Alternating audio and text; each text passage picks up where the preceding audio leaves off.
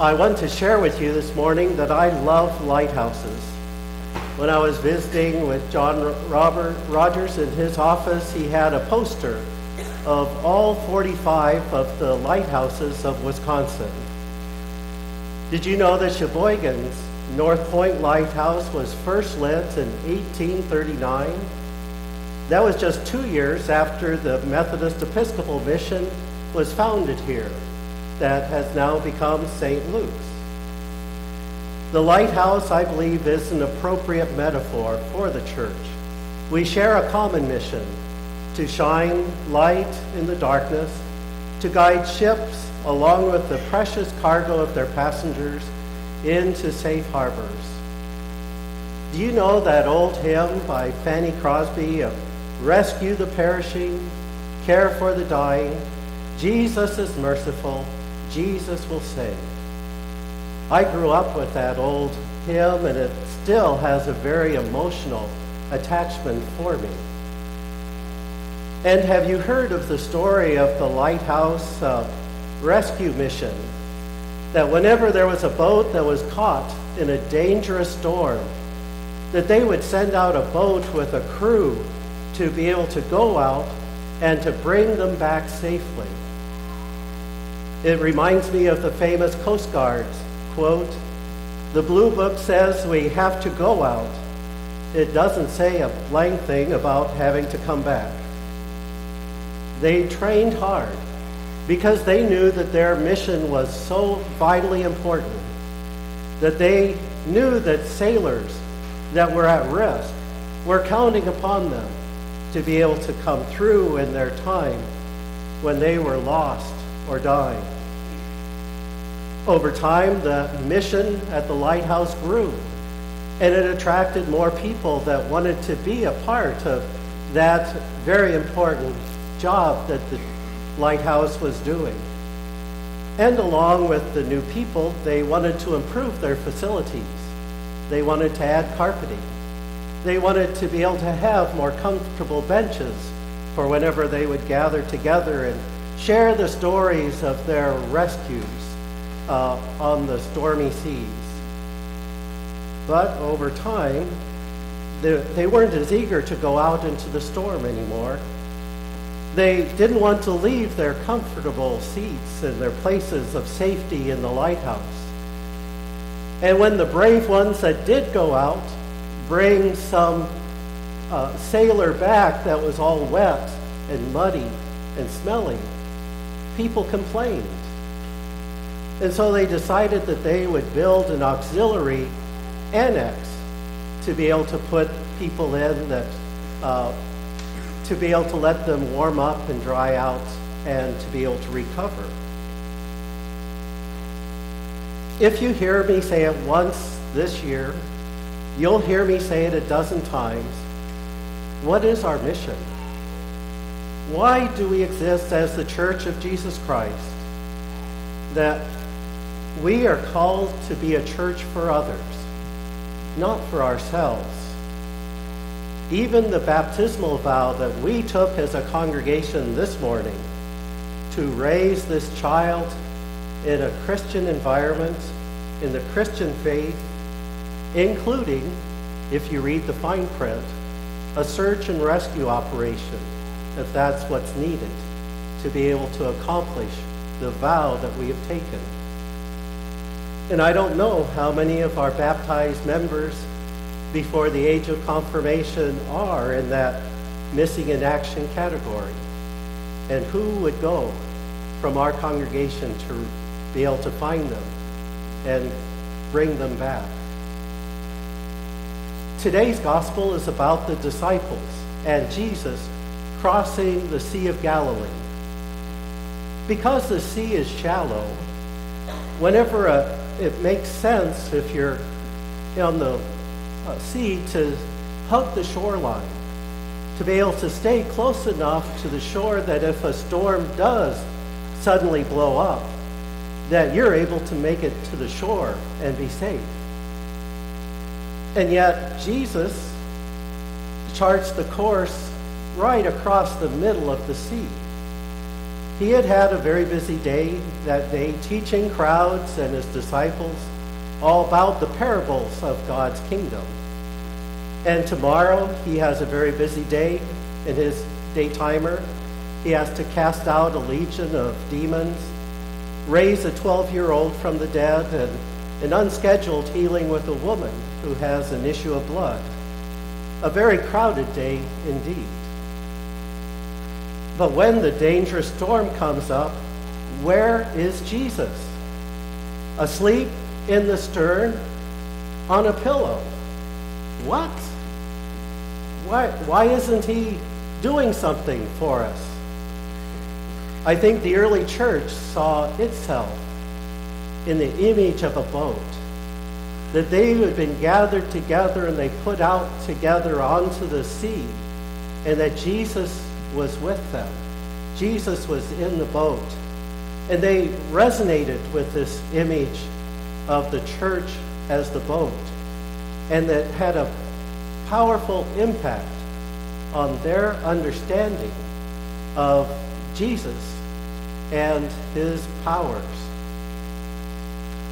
That when we read in Luke chapter 8 and also in Matthew chapter 8, they have recorded the same story for our benefit, as many of the synoptic gospels record this same story in Jesus' ministry. And it shouldn't become confused with Jesus walking on the water that will come 2 chapters later in Mark, and also is recorded in Matthew 14 and John chapter 6. That I think those are very important memories that the early church held on to be able to give them comfort and assurance of God's presence with them, no matter what the persecution, what the conflict, what troubles they faced, that they knew that God in Jesus Christ would be with them. So what is the message of this gospel story for us today? Do we feel abandoned by Jesus or by God? In that we have storms that are raging in our lives and we feel threatened with real harm unless Jesus does something to help us. Doesn't Jesus care if we perish? And the answer is yes. Yes, he does. He cares more than we would ever know or imagine. That Jesus cared for us while we were yet sinners, and that God's grace was extended to us before we ever knew about God and about Jesus in our lives. And that one of the gifts that we give to every newborn is a pair of booties that have been lovingly knitted by one of our members, and included in that is a little card, the footprints in the sand. And that footprints is sometimes, as you're looking back over your life and you see 2 sets of footprints of you and Jesus, you notice that during the rough parts, the rough stretches, that there's only one set of footprints, and you ask, well, Jesus, where did you go? And Jesus replies that that was the time I carried you. And that's why you'll only see the one set of footprints. And that we have to be able to trust that when those things, those times in our life happen, that Jesus is already there, present, and ready to help carry us through to the finish. There are some times, though, when Jesus gets tired of carrying us and will drop us on our butts. And then it's time for us to get busy as well. But then Jesus had a question for his disciples. And Jesus said, "Why are you afraid? Don't you have any faith yet?" The disciples, like us, have been learning about Jesus and his special connection to God. And they, like us, can become functional atheists. that they believe when the going gets tough that they have to take care of it themselves. That no thanks to Jesus or to God, but they're going to have to pull themselves up by their own bootstraps, and that makes them afraid. We think of ourselves as the captain of our own ship, that we can go where we like and do what we want, and then when we get in trouble, then we remember about God and Jesus and reach out for help. It's like God is a fire engine that we can call and will come running whenever we have our troubles. But I'd like for us to remember the words that Jesus said to his disciples and to the wind and the waves. He said, "Peace, quiet, be still." And the wind and the waves obeyed. There was no lighthouse on the Sea of Galilee. Jesus became the lighthouse for his first disciples and for us. There is a classic Southern gospel song that I love that's called The Lighthouse. It was written by Ronnie Hinson, who penned one of the greatest Christian songs ever written.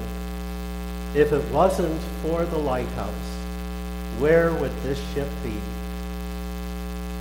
And I was reminded yesterday through a tweet that I received that there are 4 alls in Methodism. The first, all need to be saved. The second one, all can be saved. The third, all can know themselves to be saved. And fourth, all can be saved to the uttermost. This was the foundations upon which Methodism grew on the frontier and reached out to all of their neighbors. And I'm glad today I am a United Methodist, and I believe that all means all. Which part of all don't we understand yet as a congregation? And I'm so thankful that I am not worried about my salvation, and I'm so thankful that I'm not worried about your salvation either this morning, because that is entirely up to God. The justification by grace through faith, according to Jesus' death and resurrection, done for us on our behalf and for all of the people. And my prayer, my hope, is that during my prayer time, I do not give God my to-do list of all the things that I want God to do in the coming day or week. But I hope that in my prayer time, it would be a time for reporting for duty. Where do you want me? Where do you need me today, Lord? So that I might be able to be there where you need me and where others will need a person to be able to bring them your love. I guess what I am worried about is this, that if and when I am called upon to go out, when my name is called and the storm is raging and people are suffering or hurting, that I pray that I would have the training, that I would have the ability to bring them back safely. I pray that someday I'll be able to hear those words, "Well done, good and faithful servant," when my life's mission is over. I believe that this summer can be a time that we would be able to learn together and train for how God is calling us to be his disciples and to train for the mission ahead of us. Amen.